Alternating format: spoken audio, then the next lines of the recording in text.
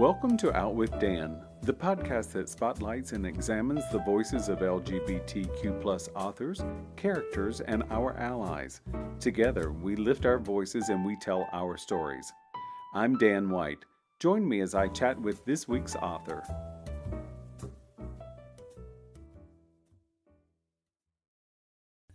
Hello and welcome back to Out with Dan. Today I'm excited to talk to Arlon Jay Staggs about LETA PEARL'S Love Biscuits. Welcome, Arlon. Thank you so much. It's great to be here. It's wonderful having you. This book is so fun and so magical and magnificent. So will you give the audience an overview of what LETA PEARL'S Love Biscuits is about? Yeah, so it's actually LETA Pearl's Love. It's fine. I should probably just change the pronunciation because most people are calling it LETA, and I should probably just go with it. But LETA PEARL'S Love Biscuits is the story of Trudy Abernathy. And she is a young single mother in 1982 in a small town in Alabama, and she's engaged to the next mayor. But she sort of starts to have these feelings for the football coach who teaches across the hall from her in the local high school, and starts to question, is she in this relationship for her head or for her heart? And then, she has to kind of go on her own journey to learn which one to follow. And meanwhile, her mother, LETA Pearl, is making these magical biscuits that have men fall in love with women. And she's been distributing them throughout town to advance her own agenda. So, one of the things I was struck with, most authors who write a book that has culinary things in it gives us a recipe. I want the recipe for those damn biscuits. Yeah, well, we'll have to get one of those. I just know, I know how to make biscuits, but I know the butter's got to be frozen. That's the key, I think, is the key to good biscuits. I agree. So, is the book set on your hometown or your surrounding hometown, or is it completely fictional? I think it's a composite. I definitely, I'm from Florence, Alabama, and I did grow up on the Tennessee River. So I imagined a lot of the river. And as you know from the book, the river plays a role in the story. It's very woven into the town. And so I imagined a lot of places on the river. The town in my head, there were parts of it that were like Florence, and parts of it that I sort of just imagined. I think a lot of people in Florence are kind of hoping this book is about them. That's the kind of the local newspaper ran a spread about the book coming out, and of course everybody at my mom's church is cutting it out and bringing it to her, and how it is, and so I hope the people of Florence are not looking for themselves in the book, because I really, I based the story on some inspiration from my mom's life, some true events that inspired the story, but most of it's fiction. It's funny because I think a lot of authors, especially those of us who are from smaller environs, everybody wants to find themselves. And of course, Yeah. I think that's so gratifying, but at the same time, it can be a little daunting, especially because I've had some authors say to me, oh my gosh, so-and-so rushed up to me so angry because they just knew they were this one particular character. And the author's like, yeah, I never ever thought of you. So yeah. It's both the blessing and the curse, I think, of being from a small town. Yeah, I think it is, because you want to pull from those stories, and definitely there are some conversations and things that I heard that are woven into the book, but I probably couldn't even tell you who said them. Now, my mom's uncle owned a jewelry store in downtown Florence when I was growing up, and I just always thought that was cool. And so when I wrote the protagonist, I thought, well, let's have her dad own a jewelry store, because I could really see that storefront and what it looked like inside the store, and that was fun to write. So that's kind of a nod to my uncle, I guess. So I had Trudy's father be a jeweler. I love that. So in this book also, we have I think if you live in a large city, I'm sure the same thing happens, but it's just not under a magnifying glass. There's always a bully, whether it's a male or a female. Often if it's a husband and wife, they're both bullies, which is something I saw quite a bit growing up. So how fun was writing Barbara? Oh, so much fun. And The first 3 drafts, there was another character. I think she's still in the book. She just plays a very small role. Her name is Pamela. Pamela was the original gossip column writer.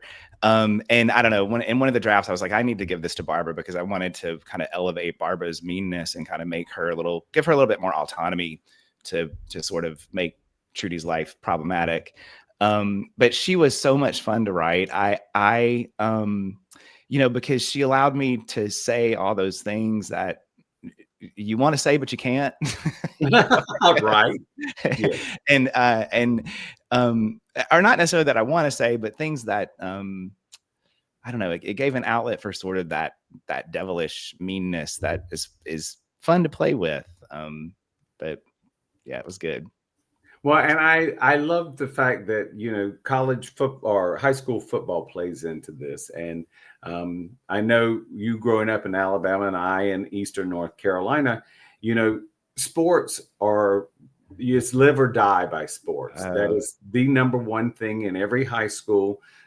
By far, doesn't matter how smart you are. You may get an award for that, but you're never exalted for that. You're exalted for being a sports player. So, did you play sports, or were you? I did. Yeah. Well, and my father was a high school football coach. So Trudy's love story is really inspired by my parents. There was this story that they always told, and there's a scene in the book where it's the first day of school and the football coach across the hall is making all this racket and he's leading a pep rally instead of teaching.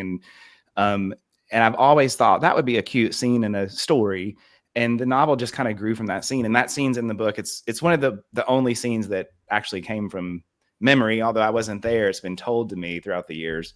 But I think growing up, the gay son of a high school football coach in Alabama just sort of gave me this unique perspective to write from. And I also had 2 older brothers, so we had a highly competitive sports family. It definitely informs me as a writer, informs me as a person. My father was very strict about, we had to play a fall sport and we had to play a spring sport. And what he meant by that is you had to play football in the fall and you had to play baseball in the spring. He didn't really mean that you get to pick your sport. I didn't think he did. But I went to a private school. I did not go to the school that my dad was the coach at, and we didn't have a football team. So I got out of football, but I had to play basketball, which was the other fall sport. And then for my spring sport, what he meant is you had to play baseball, and I hated baseball. And baseball was really my father's passion. And so I begged him to let me play tennis. And finally he agreed to let me be on the tennis team instead of the baseball team. So, wow. I think that's quite an accomplishment. Right. And I loved it because I knew he didn't know much about tennis.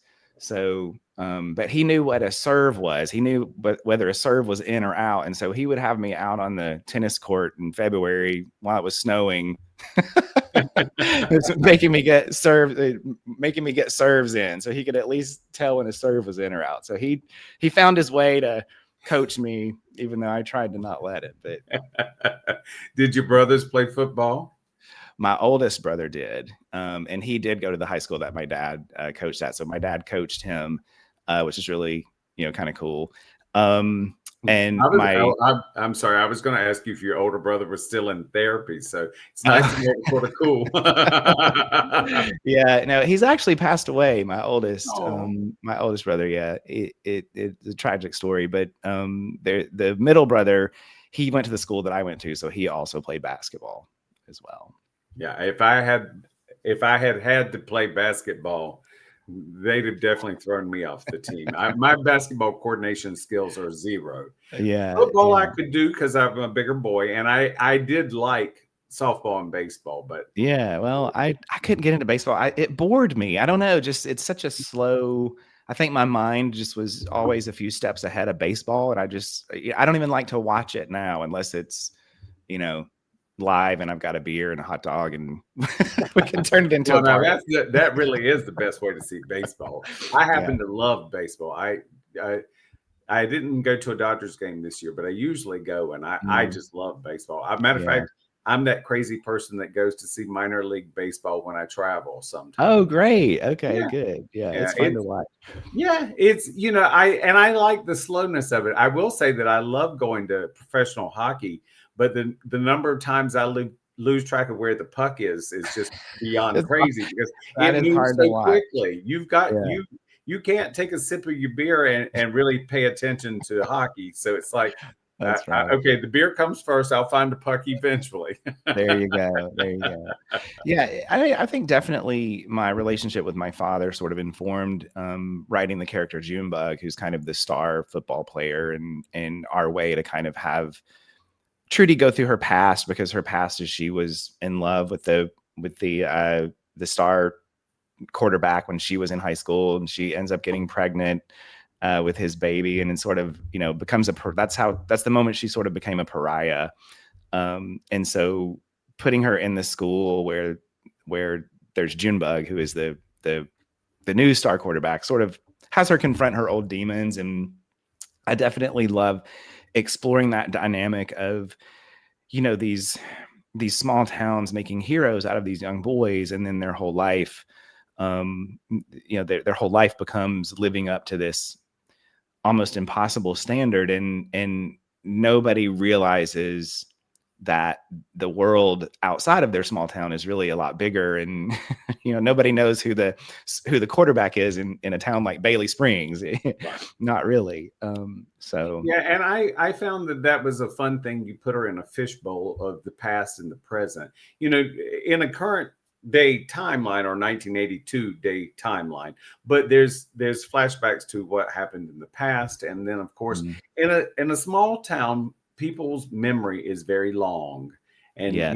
if especially, I knew this guy that was a quarterback, and he was injured during his senior year, so he was now all of a sudden no use, and the little town sort of threw him away because he couldn't win for them, so they didn't need him anymore. And then he struggled with a lot of alcoholism in his adult life because he was always chasing that glory that was never ever going to return to him. And it's funny because in somewhere in your book, you one of the adults, basically, I guess it's Trudy, she says that you don't ask them what they want. Right. You tell them what you want from them, and as long as they're of use. And that's such a hard thing because all children want to be successful and to succeed, and they love to be loved, and they love the attention. But it's so often adults don't ask the children what they really want. I mean, maybe instead of playing basketball, you wanted to color or create an art project. Right. And and of course, I think it's very easy for somebody my age to look and say, well, you guys should have done this differently, when I didn't do it at all because I don't have children. So yeah, I think it's interesting, and I don't know that that's just limited to sports either. I think I don't know. I think parents at the end of the day are doing the best they can. And there's a lot of good to be said for small towns too, because I think these kids who live in big cities and go to big schools, you don't have a chance to be on the football team unless you're super talented. And so I think, I don't know, I think the advantages of going to a small town school is there's lots of opportunities to participate. So it's a double-edged sword, I guess. Well, I agree with you on that. I do think, there's a lot of things about growing up in a small town, and the town I grew up in is, Bailey Springs is a metropolis compared to what I grew up in. We didn't even have a traffic light. I mean, we had a crossroads, but and we had one side of the tracks or the other, that type of thing. So, but it was, just like Miss Marple, I found that living in a small town growing up, you really begin to, later in life, you really begin to see the same people over and over and over again. So I think that once you learn sort of the human nature of a small town, you get something that a large city kid or adult doesn't see quite as easily, because there's so many people to look at. So growing up in a small environment, or a fishbowl, as I like to call it, you really, you can't escape your past, but you recognize who people are very easily. Yeah. It's funny because, you know, I lived in San Diego for 20 years before we moved here to Florida, and we live in a small town here in Florida. And one of the biggest adjustments was just, you know, not that I would ever be mean, but you have to be pleasant and nice and polite to people, you know, like in the doctor's office or standing in line at the grocery store, because you are going to be standing in line in the grocery store tomorrow with that person. So and when you live in a big city, you sort of have, I don't know if I hate to call it an advantage, but you sort of have the ability to, I don't know, be rude or at least not be engaged, or not be as pleasant, we should say, and not have to pay the price tomorrow.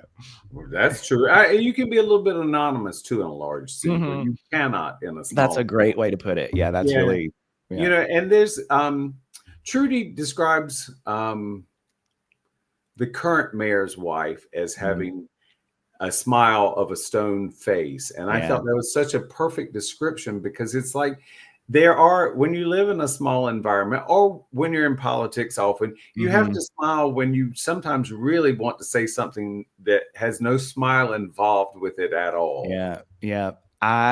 You know, it's funny because uh Miss Moody, um, what is her name? Lucy? Yes, I think so. Lucy Moody. I was like, I can't believe I just drew a blank on her name. She played, it's so perfect though, because I wanted to write her where she was there as a presence kind of in the background, and she was actually fun to write because there were so many lines that I wanted to give her and so many moments that I thought, oh, Lucy Moody could step up and say this or do this. And I'm like, no, I want to keep that stone face in the background. And I just kind of want it to be this sort of ghostly presence that Trudy notices every once in a while to sort of indicate the life she's about to sign up for. And the other thing is that I loved about it is, you know, you don't even have to go.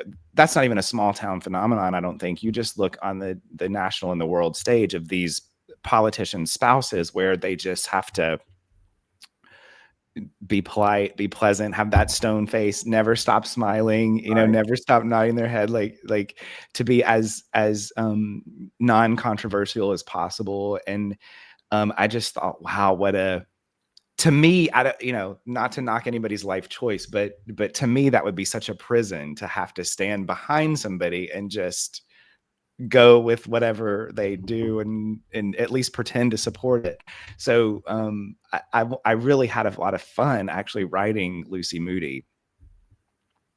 So I feel like, me personally, as in reading this, that there was a little bit of a correlation between sports and politics that I really hadn't noticed before. There's Mm, such a demand of a certain thing to happen, mm, and I was sort of like, wow, that's a nice correlation. I don't know whether that was intentional or if yeah. that's just something I dreamed up and read into between the lines, you know, because I might do that occasionally. I mean, I've actually sort of changed the ending and been like, oh, that's not what happened, Dan.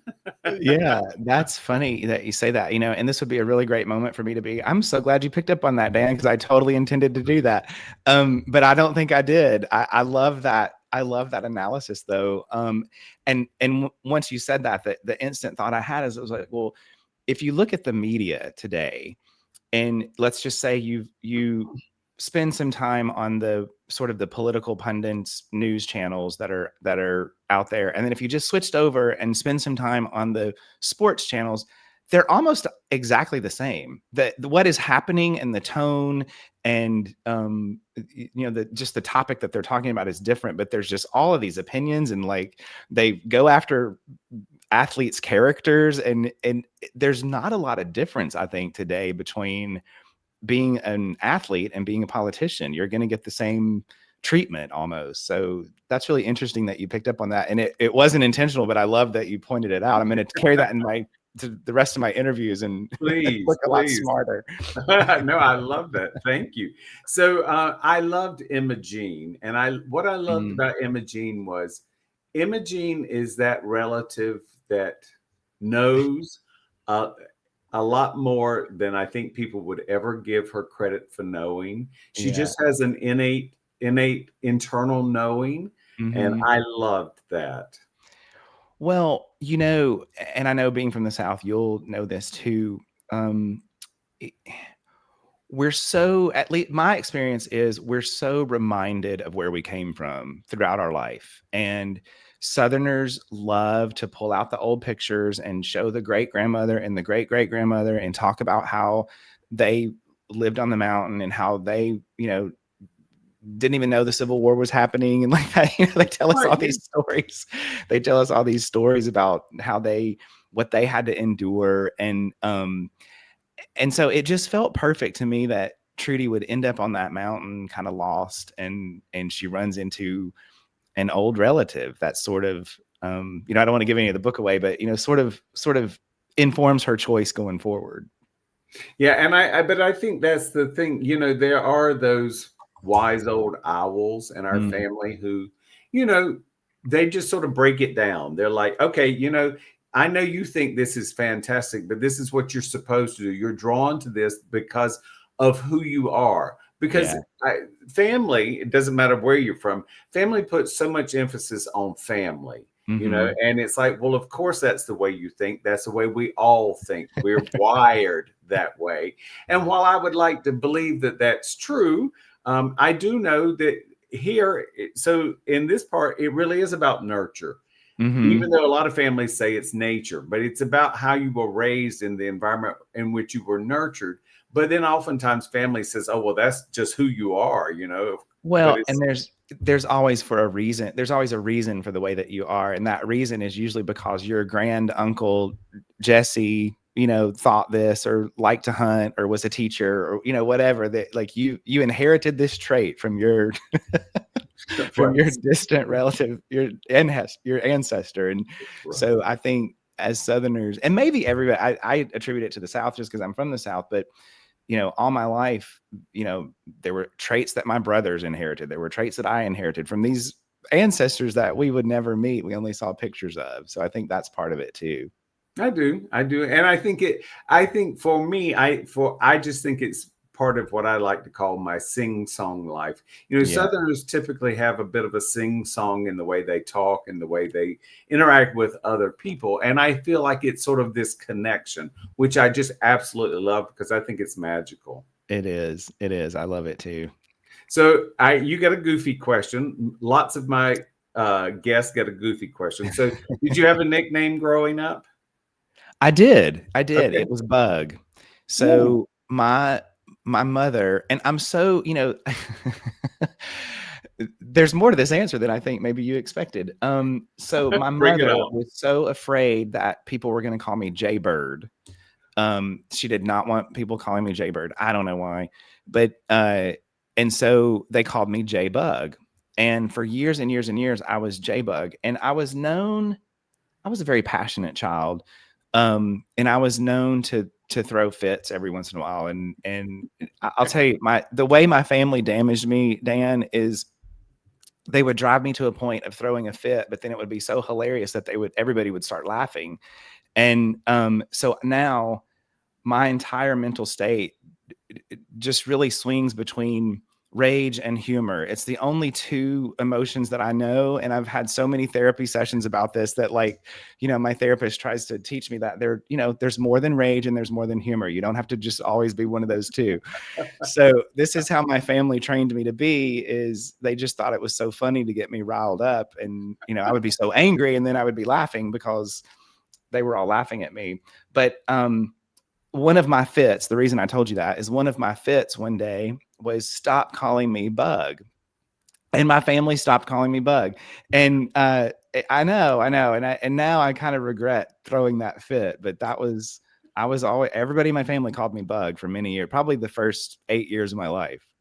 Yeah, I know. For in the little neighborhood I grew up in, so many people had nicknames, and Jaybird was one of the people's Hmm. nicknames. You know, I grew up with Stumpy and Tater, and a whole bunch of Yeah. other people with nicknames, Rabbit. You know, and it's Yeah. like my mother had a nickname growing up, and she was determined I would not have one. Whatever they named me, I would be called. There was no deviation from it. So, I mean, I sort of like that because Yeah. I'd have probably been labeled with purse. I don't know what they Yeah, call it. yeah, right. I'm sure it would not have been complimentary. Yeah.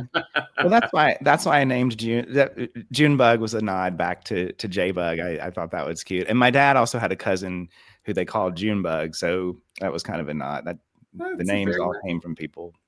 I like that. Well, again, the book is Leta Pearl's Love Biscuits. It There it has is. been so fun, Arlon. Thank you for joining me. Yes, it's been a pleasure. So much fun. Thank you for having me. Thank you for joining me for this week's episode of Out with Dan.